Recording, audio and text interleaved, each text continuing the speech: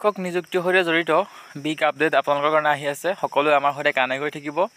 যিমান পাৰোঁ ভাল খবৰ সোনকালে আনিবলৈ চেষ্টা কৰিম। আপোনালোকৰ নিচিনা প্ৰাৰ্থী আমাৰ সৈতে কানেক্ট কৰি যি প্ৰচেষ্টা হাতত লৈ আছে ডেফিনেটলি শলাগিবলগীয়া।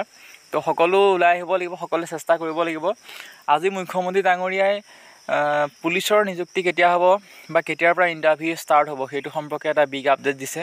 জুলাই মাহত তেওঁ এটা ডেট দিয়াৰ কথা কৈছে। ইয়াৰ পৰা বুজিব পাৰি যে আগষ্টৰ পৰা পুলিচৰ যি ইণ্টাৰভিউ হোৱাৰ বহুত বেছি সম্ভাৱনা আছে। আৰু যদিহে আগষ্টৰ পৰা হয় তেতিয়াহ'লে পুলিচৰ প্ৰচেছটো অলপ দীঘলীয়া হয়। সেই প্ৰচেছলৈ যদি LPUP শিক্ষক নিযুক্তি ৰৈ থাকে তেতিয়াহ'লে অলপ দেৰি হ'ব বা 25 চন সোমাবৰ নিচিনা লাগে পঞ্চায়ত ইলেকশ্যনৰ পাছত। কিন্তু LPUP শিক্ষক নিযুক্তিৰ কামখিনি পঞ্চায়ত ইলেকশ্যনৰ আগত কৰাৰ বহুত বেছি সম্ভাৱনা আছে। আমি যিমান দূৰ গম পাইছোঁ গ্ৰীণ ছিগনেল পোৱা গৈছে কিছুমান।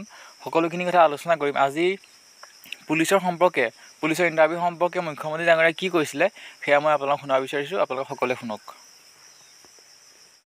সুগুৰি ৰাস্তা গুৰুজ্যোতি বসন্ত কিবা